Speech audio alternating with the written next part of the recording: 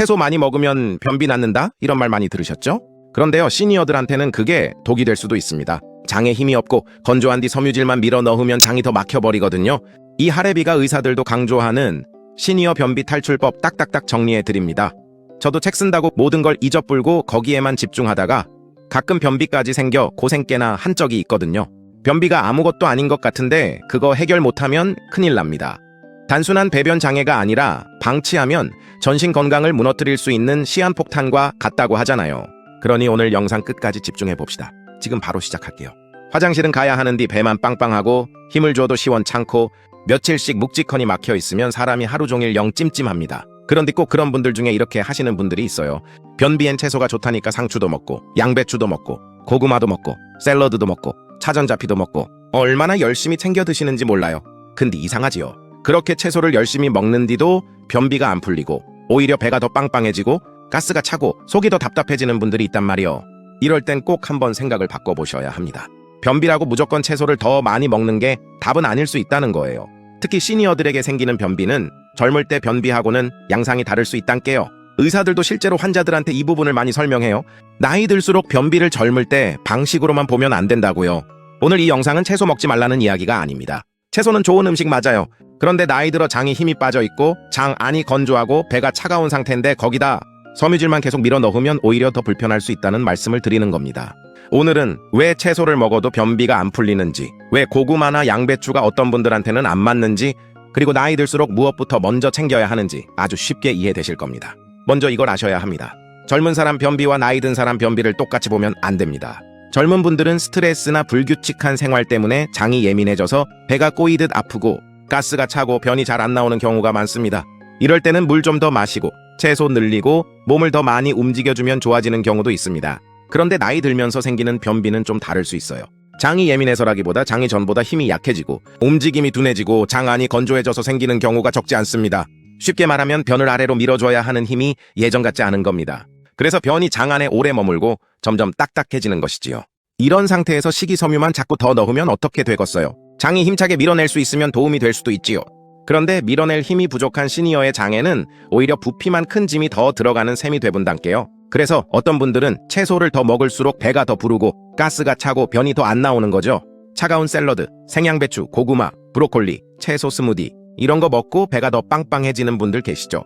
그런 분들은 좋은 음식인데 왜 나는 더 불편하지? 이렇게 생각하시는데 좋은 음식도 내 장 상태하고 안 맞으면 부담이 될 수 있습니다. 고구마도 좋은 음식 맞습니다. 식이섬유도 있고 포만감도 있고 간식으로도 좋지요. 근데 물이 부족하고 잔군동이 약한 상태에서 많이 먹으면 어떤 분들은 가스가 차고 더 막힌 느낌을 받을 수 있어요. 양배추도 마찬가지입니다. 장에 좋다고 많이들 드시지만 장이 약하고 가스가 잘 차는 분들한테는 복부팽만이 더 심해질 수 있습니다. 그러니까 중요한 건 남한테 좋은 음식이 나한테도 무조건 맞는가를 먼저 봐야 합니다. 식이섬유에 대해서도 제대로 알고 먹어야 합니다. 모든 식이섬유가 변비에 도움이 되는 건 아니거든요. 양배추, 브로콜리, 양파 같은 채소는 건강에 좋지만 이 채소들의 식이섬유는 장에서 빠르게 발효됩니다.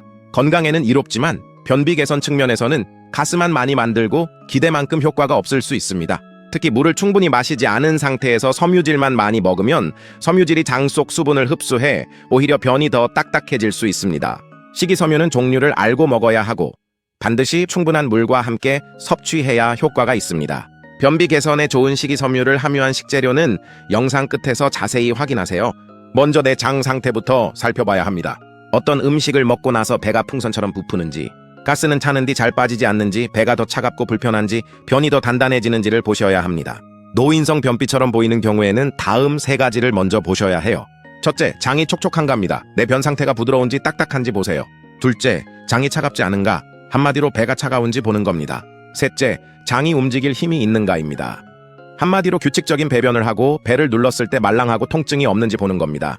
변비라고 하면 대부분 물 많이 마셔라, 채소 많이 먹어라만 생각하시는데 실제로는 장에 수분하고 적당한 기름기도 필요합니다. 장이 너무 건조하면 변이 딱딱해지고 밑으로 미끄럽게 잘 내려가지 못합니다. 그래서 어떤 분들한테는 들기름, 올리브 오일, 참깨, 호두처럼 좋은 지방이 소량 들어간 식사가 더 편할 수 있습니다.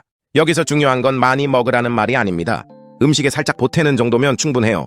예를 들면 따뜻한 밥에 들기름 몇 방울, 나물 무칠 때 들기름 조금, 두부 위에 올리브 오일이나 들기름, 아주 조금 미역국에 참기름 살짝, 이 정도가 좋습니다. 특히 들기름은 열에 약하고 산패가 잘 되니까 볶기보다는 먹기 직전에 조금 곁들이는 게 좋습니다.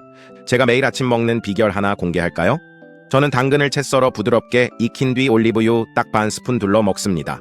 거기다 삶은 계란 하나 곁들이면 장에 기름칠도 되고 힘도 생겨요.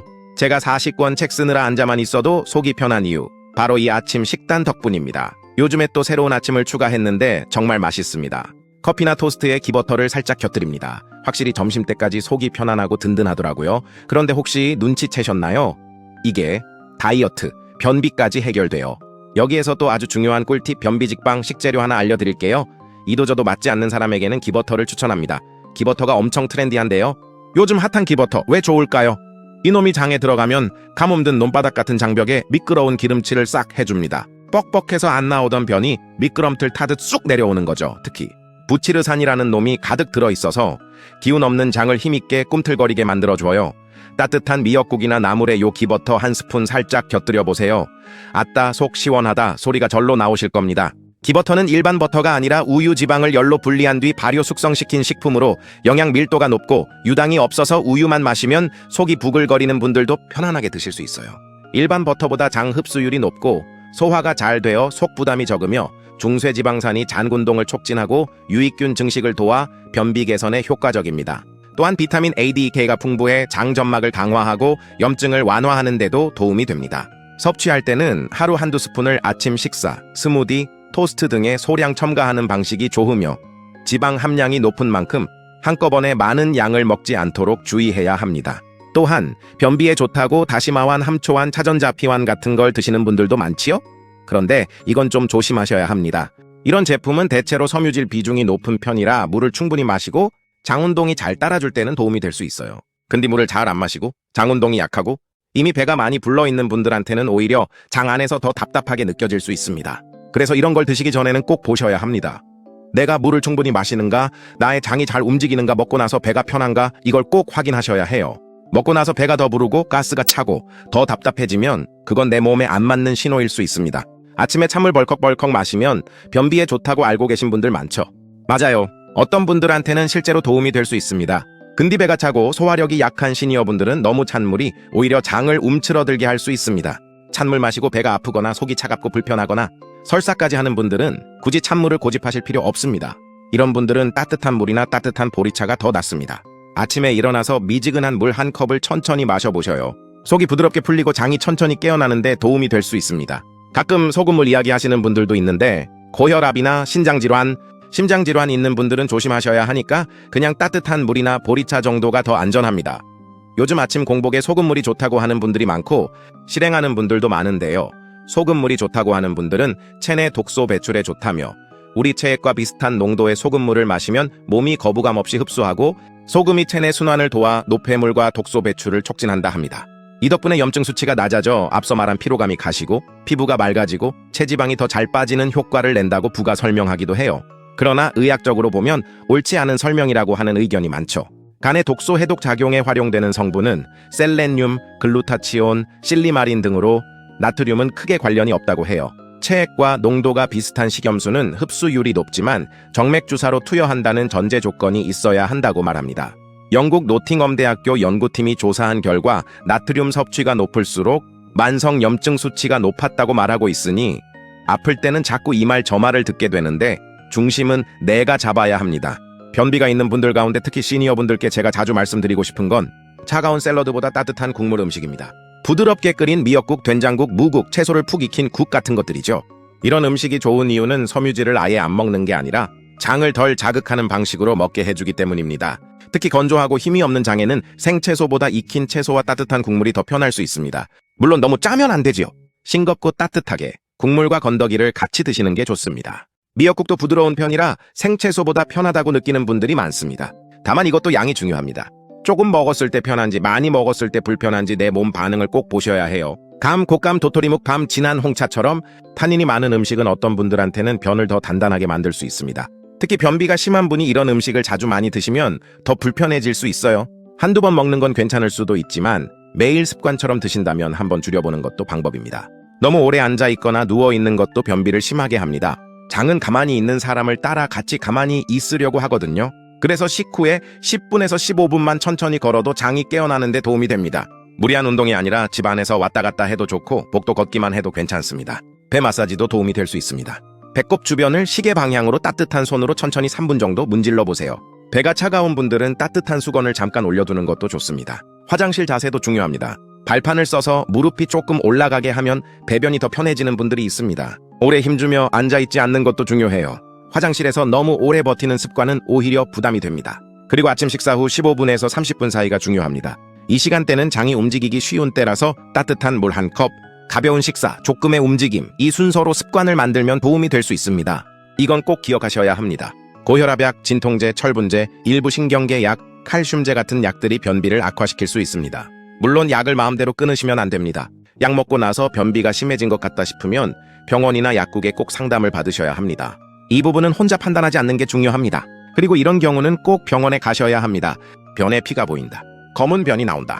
갑자기 변비가 심해졌다. 배가 심하게 아프고 구토가 난다. 이유 없이 체중이 줄었다. 변비가 3주 이상 계속된다. 예전과 다르게 배변 습관이 갑자기 확 바뀌었다. 이런 경우는 단순 변비로 넘기시면 안 됩니다. 검사가 필요할 수 있습니다.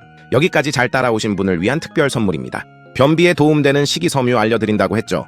의사들도 인정한 7가지 보약 같은 식이섬유입니다. 첫째, 차전자피.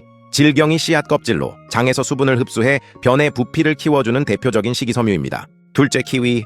과일 중 변비 개선에 도움이 되는 대표 식품으로 최근에는 차전자피와 비교될 정도로 주목받고 있습니다. 셋째, 밀기울. 물에 잘 녹지 않는 불용성 식이섬유가 많아 장 점막을 자극하고 장이 점액과 수분을 분비하도록 도와 변을 부드럽고 묵직하게 만드는 데 도움을 줄 수 있습니다. 넷째, 토마토. 껍질째 먹을 때 불용성 식이섬유 섭취에 도움이 될 수 있습니다. 다섯째, 당근. 발효가 빠르게 일어나지 않아 장에 오래 남으면서 배변에 도움을 줄 수 있는 식품입니다. 여섯째, 고구마. 많은 사람들이 알고 있는 변비 식품이지만 역시 물과 함께 적절히 먹어야 합니다. 일곱째, 해조류, 미역, 다시마 같은 해조류도 배변에 도움이 되는 식이섬유 식품입니다. 정리하면 변비 개선을 위한 식재료는 단순히 채소 많이 드세요가 아니라 차전자피, 키위, 밀기울, 토마토, 당근, 고구마, 해조류처럼 변비 개선에 더 직접적으로 도움이 될 수 있는 식이섬유를 골라야 한다는 것, 그리고 반드시 물을 충분히 마셔야 한다는 것 염두에 두시기 바랍니다. 오늘 이야기 이렇게 정리하시면 됩니다. 변비라고 무조건 채소를 많이 먹는 것이 답은 아닙니다. 특히 나이 들수록 장이 약해지고 건조해지고 차가워질 수 있습니다. 이런 장에는 차가운 샐러드와 거친 섬유질보다 따뜻한 물, 따뜻한 국, 부드러운 음식, 적당한 기름기, 가벼운 걷기가 더 잘 맞는 경우가 있습니다. 고구마, 양배추, 브로콜리, 차전자피 같은 것도 나쁜 음식은 아닙니다. 근디 먹고 나서 배가 빵빵하고 가스가 차고 변이 더 안 나오면 잠시 줄여보셔야 합니다. 건강식도 내 몸에 맞아야 진짜 건강식입니다. 변비는 밀어붙인다고 해결되는 문제가 아닙니다.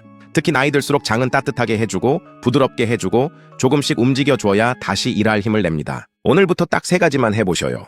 아침에 따뜻한 물 한 컵, 식사 때 부드럽고 따뜻한 국물 한 그릇, 식후에 천천히 10분 걷기. 이 3가지만 해도 내 장이 어떤 방향에서 더 편해지는지 금방 감이 오실 겁니다. 오늘 이야기 들으시고 나는 채소를 많이 먹는다고 다 해결되는 몸이 아니었구나, 이렇게 느끼셨다면 이미 반은 이해하신 겁니다. 오늘 영상이 도움되셨다면 좋아요와 구독 눌러주시고요. 댓글로도 꼭 남겨주세요. 나는 양배추 먹으면 배가 빵빵하다 하신 분은 1, 나는 따뜻한 국물이 더 편하다라고 하신 분은 2, 나는 차가운 샐러드보다 익힌 채소가 낫다라고 생각하신 분은 3, 이렇게 남겨주시면 더 좋은 콘텐츠로 찾아뵙겠습니다. 오늘도 배 따뜻하게 하시고 속 편한 하루 보내셔요. 건강한 밥상이 건강한 장을 만듭니다. 건행.